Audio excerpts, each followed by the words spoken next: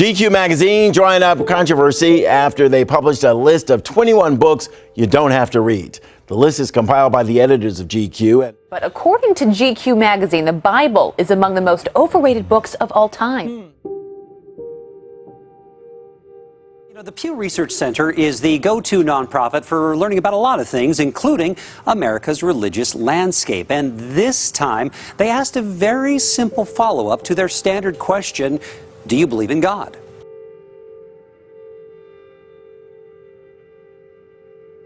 At the Pew Center, for years they've asked, do you believe in God? This year, 80% said yes, 19% no. Then they decided to ask Americans something else. We're interested in knowing when people say they believe in God, what do they mean? How do they picture God? They took two broad notions of God. First, the biblical God we'll call the Morgan Freeman. Who are you? I'm God. You're God. Yes. And I want you, Evan Baxter, to build an ark. The other notion of God is a higher power or spiritual force we'll call the Kenobi. The Force is what gives the Jedi his power. It's an energy field created by all living things. It surrounds us, it penetrates us, it binds the galaxy together. Freemans and Kenobis view life very differently.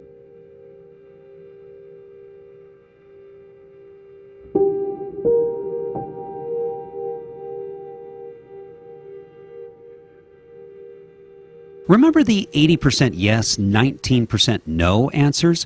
The Freeman-Kenobi distinction is far less monolithic. 56% of Americans said, yes, I believe in the biblical, the Morgan Freeman God. 23% of Americans said, yes, I believe in a God like what Obi-Wan Kenobi describes. And then 9% of Americans said, no, I don't believe in God, but I'm pretty much with Kenobi. Combine those two, and with rounding, a third of Americans fit the Kenobi category. 10% still reject both notions of God. All right, it should have updated to show you that 33% of Americans actually fall into that category of believing in a higher power, a spiritual force. And so that is a huge subsection of the American public, much bigger than they've seen before.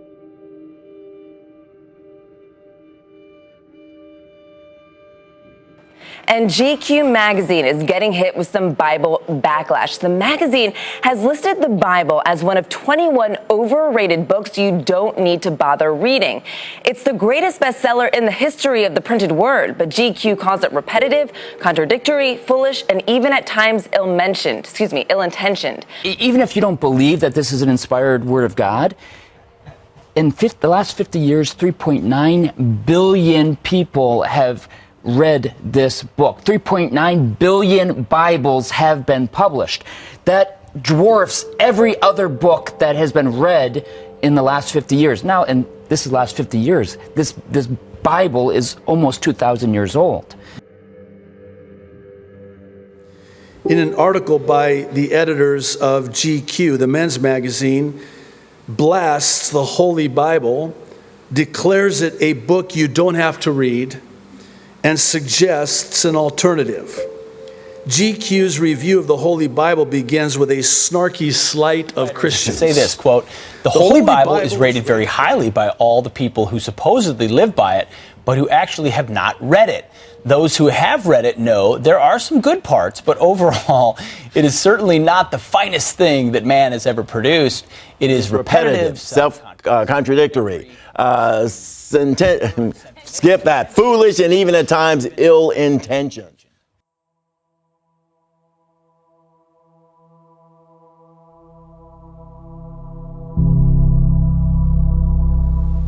It gets worse. This was all on Friday, the day before on Thursday. Jews News, interesting, published a very interesting and, might I add, very well-written article titled, New Yorker to Christians, we don't want your kind around here. In it, the writer cites a New Yorker article written by Dan Piepenbring, if I'm pronouncing his name correctly, who writes that the Chick-fil-A brand's arrival here, speaking of New York, feels like an infiltration. In no small part because of its pervasive Christian traditionalism. Oh, no. Say it isn't so. You'll forgive my cynicism. It's a sanctified cynicism.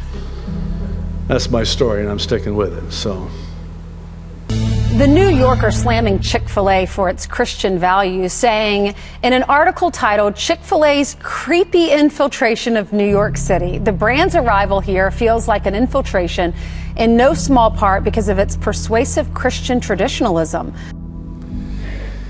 Its headquarters, speaking of Chick-fil-A, in Atlanta, is adorned with Bible verses and a statue of Jesus washing a disciple's feet.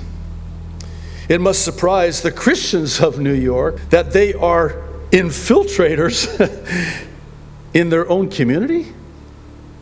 But in Piepenbring's world, any outsiders must be shunned.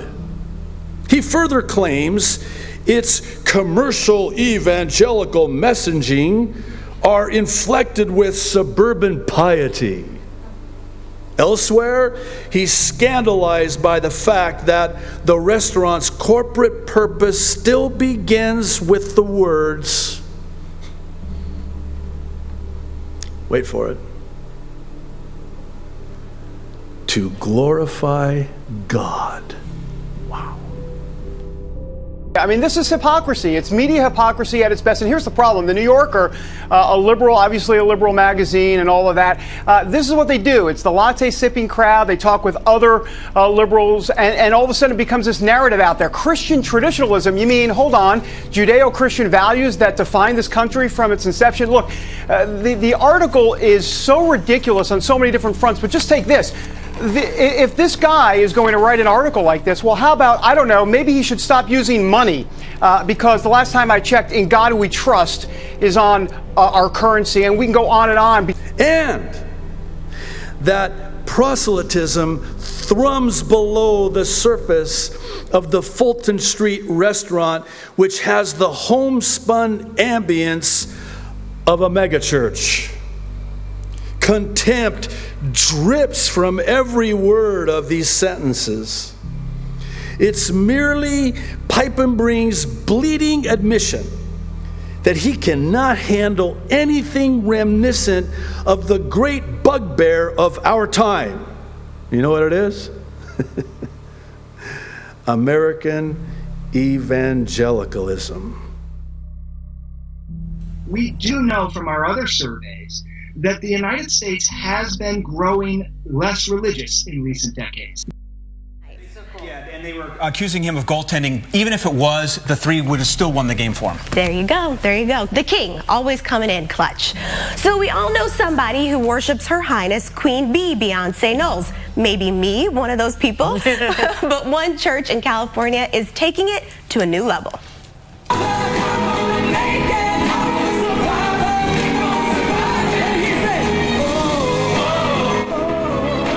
Francisco's Grace Cathedral held a unique mass that attracted at least 900 people. Are you ready to actually worship Beyonce? San Francisco Cathedral will hold a special Beyonce Mass. Grace Cathedral announced that it'll host a mass devoted to Beyonce's music and to her accomplishment. This comes after the singer's popular performance at Coachella at the Arts Festival on Saturday night.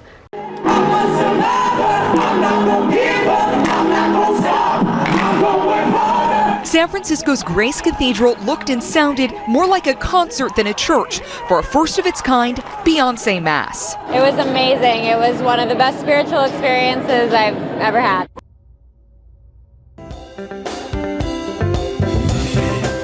Welcome back, everybody. It is 20 minutes before 8 o'clock. Now, earlier this month, on Wednesday, the 4th of April, our anchor Palisa Kubisi did a studio interview with Pastor Daniel Paladi, who wrote an article entitled, "Do You Want Miracle Money?"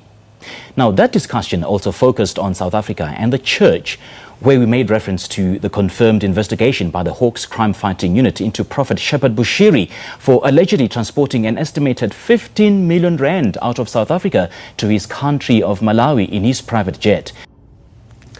Well, there we have it. A very good morning to you, Professor Shepherd Bushiri, and welcome to Morning Live. Prophet. Thank you so much. Oh, Prophet, I beg your pardon. Yeah. And welcome to Morning Live. No, thank you so much. Thank you so much. So much has been said about you. So many allegations have been leveled against you. What do you say to those allegations? Wow. It's quite amazing, actually. I was actually told, by that time I was in the USA, I was told actually about the articles and allegations that you are being investigated over issues of money laundering, where you get 15 million every month. I was like, wow, that's a lot of money, you know?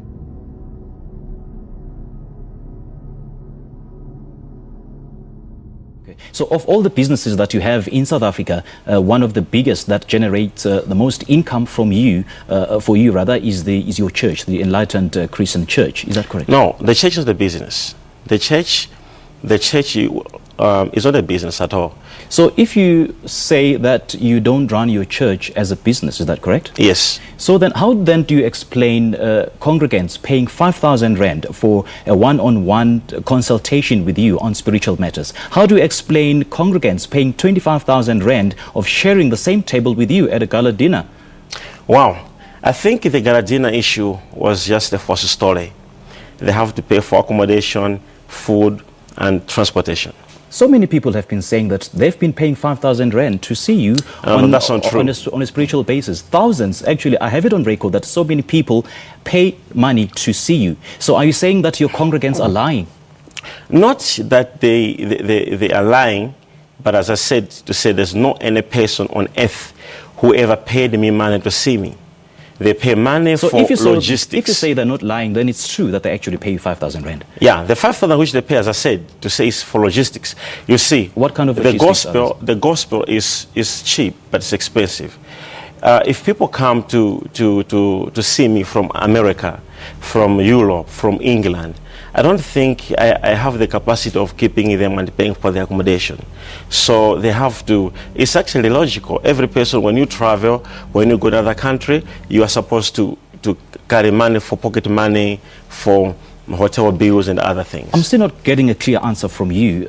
Let's put our focus to South African matters, like South African congregants, saying that they pay 5,000 Rand, and I've got some witnesses, and I do have it on record, that they actually paid 5,000 Rand to see you. What is it that they pay for? Sir, as I've said, to say the money which people pay is for international visitors program. We have international visitors program running at our church.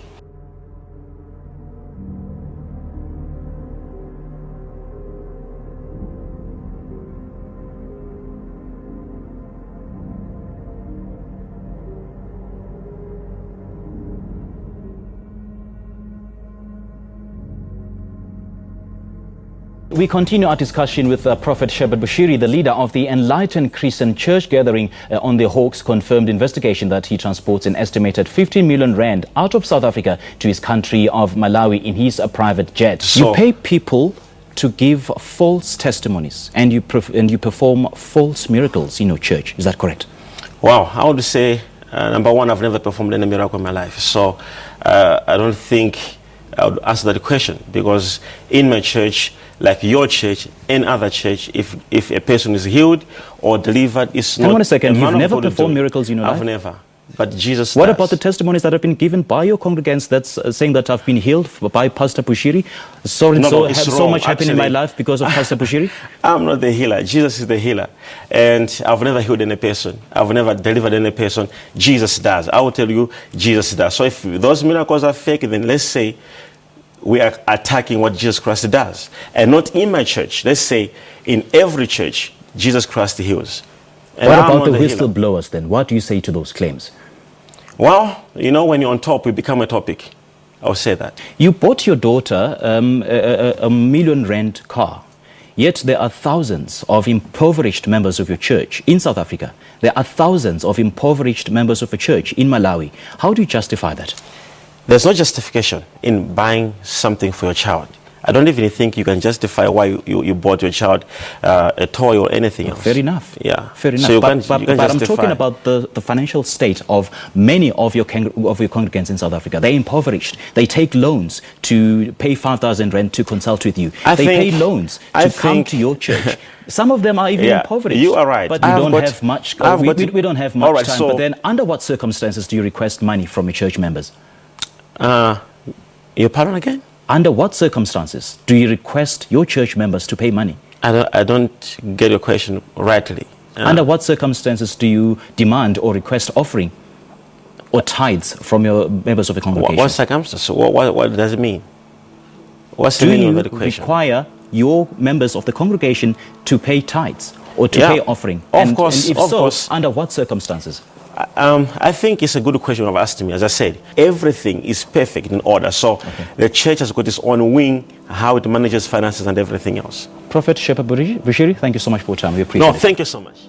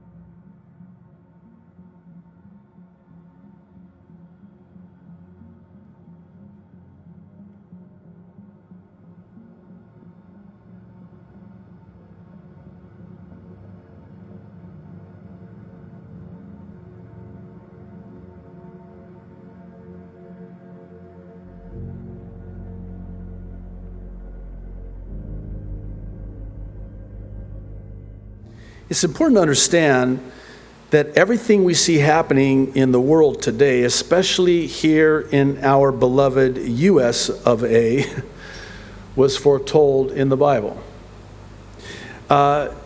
It's thought that over 1/3 of the Bible is prophecy. Think about that. Let that sink in. Those who have read it know there are some good parts, but overall, it is certainly not the finest thing that man has ever produced.